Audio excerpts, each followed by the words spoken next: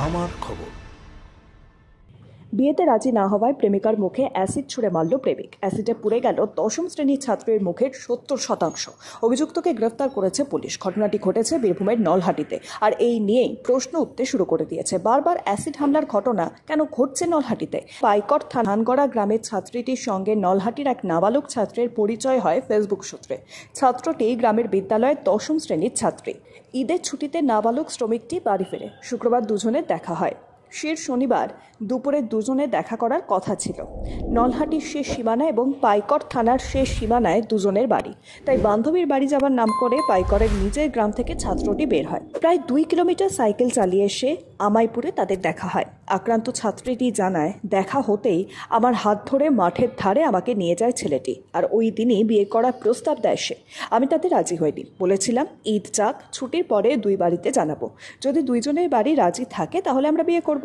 আর তাতেই বেঁকে বসেন প্রেমিক। এরপরেই পকেট থেকে অ্যাসিড বোতল বের করে মুখের ওপর ছিটিয়ে দেন। ছাত্রীটি জ্বালা যন্ত্রণায় চিৎকার করতে থাকে। আর সেখান থেকে চম্পট দেয় প্রেমিক। চিৎকার শুনে দুজন ছুটে এসে তাকে উদ্ধার করে বাড়িতে পৌঁছে দেয়। আর সঙ্গে সঙ্গে রামপুরহাট মেডিকেল কলেজে তাকে ভর্তি করা হয়। হাসপাতাল থেকে জানানো হয়েছে, অ্যাসিড হামলার জেরে 70% পুড়ে গিয়েছে। গলায় ও হাতে কিছুটা করে ক্ষতিগ্রস্ত।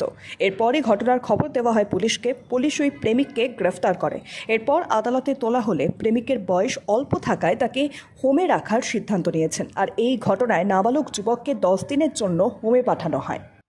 প্রথমে আমার বান্ধবীদের বাড়ি গেছিলাম। আমার বান্ধবীদের বাড়ি যেতে তো ও রাস্তায় দাঁড়ানো ছিল না, আমার হাতকে ধরে টেনে আমাকে মহিষ মাঠে নিয়ে যায়। আমাকে নোংরা ভাষা করছিল। তো বলছে, তুই বিয়ে করবি কি না? বললাম যে আমি বিয়ে করব, কিন্তু এখন করব না। আমি ঈদ পর তখন আমার মাদেরকে বলবো, আপনার মাদেরকে বলবেন বিয়ের কথা। যদি না রাজি হয় তারপরে তখন দেখা যাবে। বলছে চ এখন বিয়ে করবো না। আমি এখন বিয়ে করতে পারবো না আমি।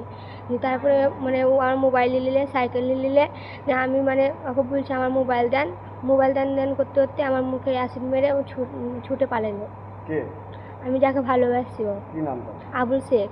কবে হয়েছে? শনিবার। ছুটে পালেন যাই। তারপরে কিছুক্ষণ পর দুটো লোক এসে আমাকে আমাদের বাড়িতে ঠুন গেল। কোথায় কোথায় লেগেছে? এই যে হাতে লেগেছে, মুখে মেরেছে, আর এই যে গর্দনে। গত 29/3/2025 তারিখে নলহাটি থানার এক নাবালিকার বাবা অভিযোগ করে যে একটি নাবালক ছেলে, যার বাড়ি হচ্ছে আমাইপুর গ্রামে, সে বাইরে রাজমিস্ত্রি কাজ করে এবং ঈদ উপলক্ষে গ্রামে ফিরেছে। এবং গ্রামে ফিরে এই নাবালিকা মেয়ে, যে বাবা অভিযোগ করে, সেই নাবালিকার মেয়েকে বিয়ের প্রস্তাব দেয়। সে টিউশন পড়ে বাড়ি ফিরছিল সাইকেল নিয়ে। সেই সময় রাস্তায় পথ আটকায় এবং পথ আটকে ওকে মাঠের ধারে নিয়ে যায় এবং মাঠের ধারে নিয়ে গিয়ে ওকে তৎক্ষণাৎ বিয়ে করার জন্য ওকে প্রেশার চাপ দেয়।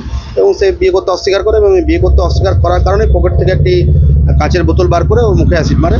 এবং তারপরেই নলহাটি থানায় অভিযোগ জানানো হয়। অভিযোগ জানায় নির্যাতিতার বাড়ির লোক। এবং অভিযোগ জানানোর পরে নলহাটি থানার অফিসার তৎপরতার সঙ্গে এই নাবালক ছেলেকে গ্রেপ্তার করে এবং গ্রেপ্তার করে আজকে জুভেনাইল জাস্টিস বোর্ডে প্রডিউস করে।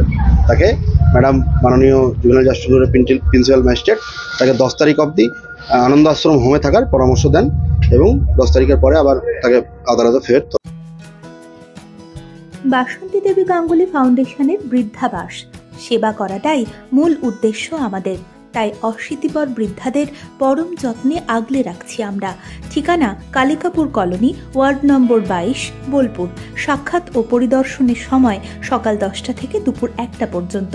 বিস্তারিত জানতে 7063472820 এই নম্বরে যোগাযোগ করুন।